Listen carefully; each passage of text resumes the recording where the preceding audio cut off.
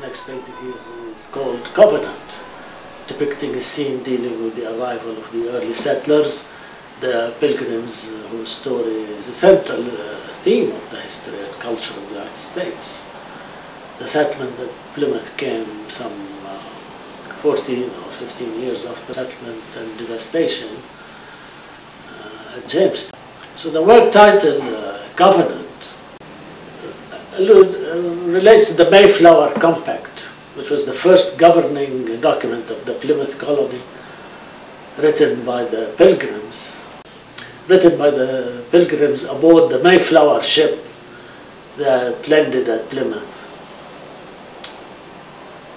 which is so named by Captain Smith after the Plymouth port in England.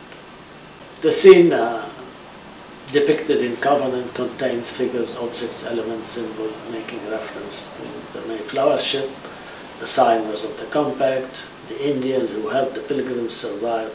Basing its subject on the early settlers in America, the painting Covenant depicts a scene in two sections.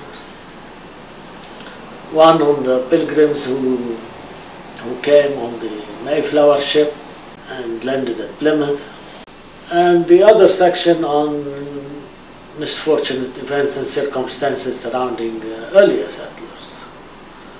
Earlier settlers, those who perished either at Jamestown or even much earlier, several years earlier, when French settlers landed in St. Augustine in Florida. So the painting's two sections are parted here in the center by a rather red-yellow sun sphere, which is surrounded by forms that pendulous forms that extend themselves over the entire picture surface. At the top right side, you see dripping lines around the sun. They orient the shape of the sail of the Mayflower ship, and then navigate toward what you see,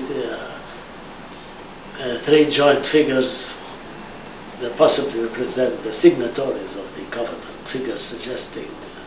And then just immediately below them are thrusting figures suggesting natives carrying objects and elements associated with agricultural staples, such as corn stalks, bean vines, squash, etc.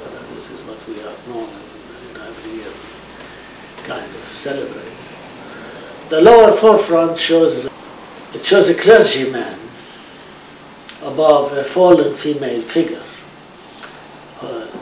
The female leaning backward like this and holding a torch broom, broom in flame, making reference to the burning of witches, the famous witches' trial that took place at that time.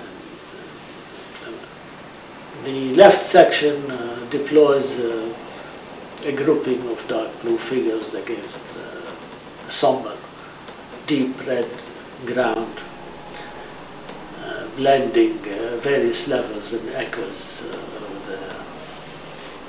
with their surroundings.